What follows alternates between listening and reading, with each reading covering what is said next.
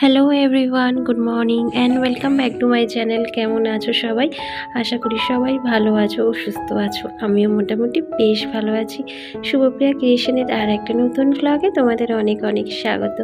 এখন বাজে সকাল 7টা। ব্লগটা এখন থেকে স্টার্ট করলাম তোমাদের সাথে নিয়ে। আই হোপ আজকের ব্লগটা তোমাদের ভালো লাগবে।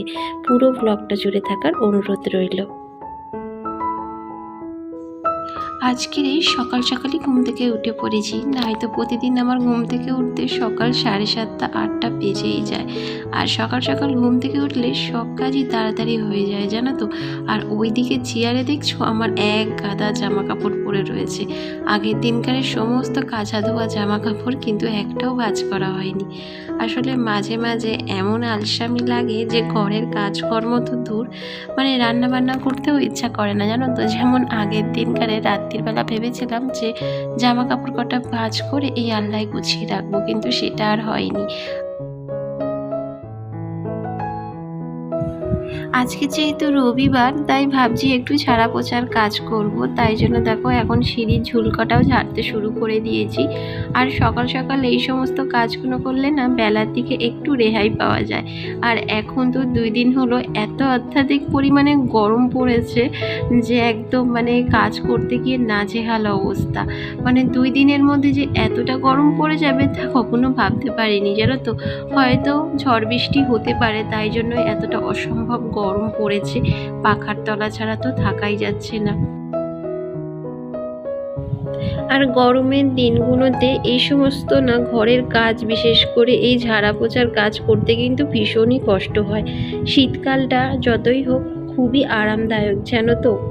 সংসারের কাজকর্ম করা থেকে শুরু করে ঘুরে বেড়ানো থেকে শুরু করে পোশাক পরিচ্ছদ যেরকম ইচ্ছা পরা যায়। কিন্তু এই যে গরমের দিনটা শুরু হলো, এটাতে কবে মানে এই গরমটা থেকে নিস্তার পাওয়া যাবে তা কোনো ঠিক ঠিকানা নেই। আর আমাদের দেশে শীত তো নেই বললেই চলে, মানে যেন 2 দিনের অতিথি। আর গ্রীষ্মকালটাই আমাদের দেশে যেন স্থায়ী হয়ে গেছে। আর এই যে দেখো তোমাদের সাথে গল্প করতে করতে এখন আমি মুখটাও মানে ধুয়ে নিচ্ছি। এদিকে কিন্তু আমার বর এখনো ঘুম থেকে ওঠেনি। ভাবছি ও যতক্ষণ না ঘুম থেকে ওঠে তো ততক্ষণ আমি সংসারের টুকিটাকি যে আদার্স কাজগুলো থাকে সেগুলো কমপ্লিট করে নিই।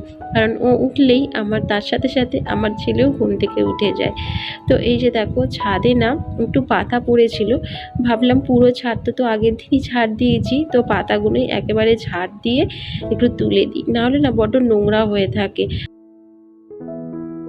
আর এখনই দেখো ছাদে কি পরিমাণে রোদ্দুর। এখন কিন্তু ঘড়ির কাঁটাতে ওই সকাল 7:30 থেকে 8:45 মতো বাজে।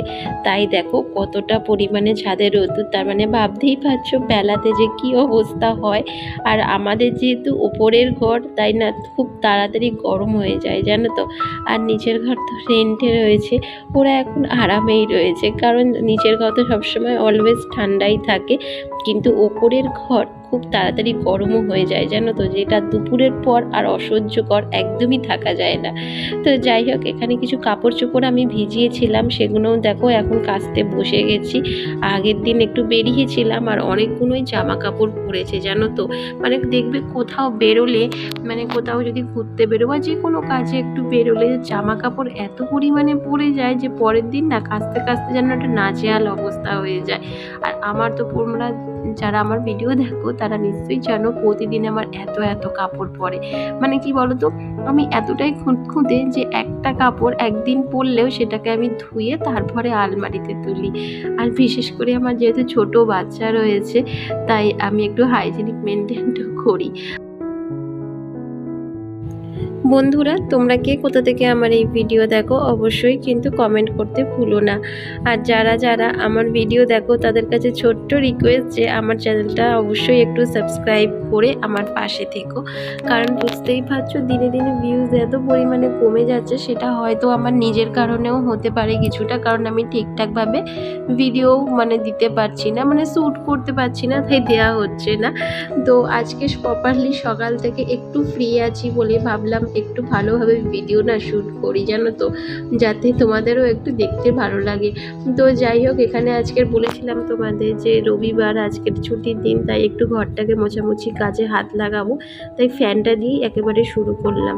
আর সবসময় ভাবি জানো তো যে আজকের এই কাজ করব, ওই কাজ করব, যেটা তোমাদের সাথে শেয়ার করব, কিন্তু করব বলি আর সেটা আর করে উঠতে পারি না, তাই তোমাদের সাথে শেয়ারও করতে পারি না। তো যাই হোক, আমার এই যে মশারি টাঙানোর যে স্ট্যান্ডটা দেখছো, এখানে না এত পরিমাণে ধুলো যে কোথা থেকে জমে যায়, কিন্তু এখনও ঠিকঠাকভাবে আমরা কিন্তু পাখা চালাই না জানো তো। যেমন পাখা নোংরা হয় তেমনই এই স্ট্যান্ডটাও নোংরা হয়, যেটা দেখতে ভীষণই বাজে লাগে।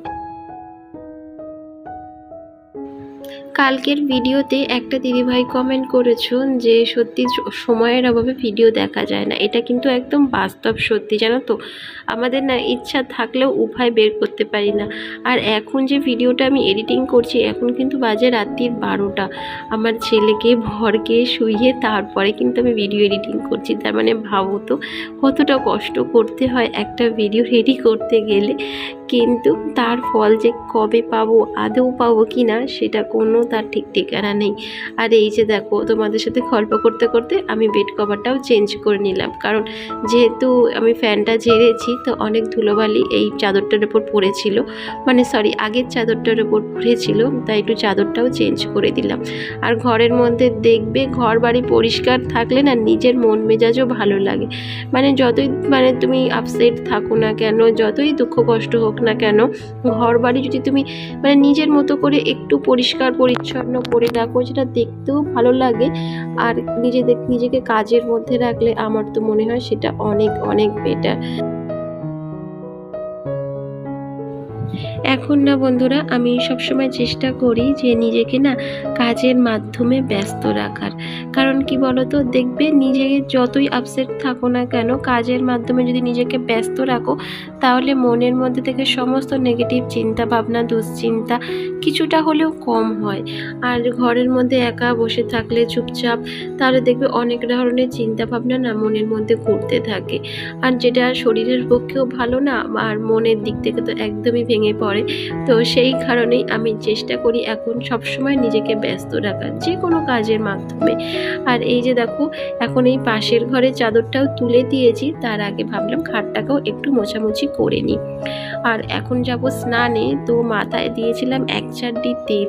তো আজকে রবিবার, তাই শ্যাম্পু করব। তো এখন দেখো এই ডাস্টবিনটাকেও ভালো করে ধুয়ে নিচ্ছি। তো স্নান টান করে এরপরে ঠাকুরকে পুজো টুজো দেবো, রান্না করব। সেই কোন সকালে আমার বর বাজার থেকে মাছ এনে রেখেছে, কিন্তু এখনো পর্যন্ত আমি সেটাকে ধোয়ার সময় পর্যন্ত পাইনি জানো তো। আসলে এই সমস্ত কাজ করতে গেলে না রান্নার দিকে গেলে হয় না, তাই ভাবলাম একেবারে স্নান টান সেরে ঠাকুরকে পুজো দিয়ে তারপরই রান্নার ঘরে যাব, সেটাই আমার কাছে বেটার মনে হলো। তো যাই হোক, আজকের ভিডিওটা কেমন লাগলো অবশ্যই কমেন্ট করে জানিও। দেখা হচ্ছে আবার নেক্সট ব্লগে।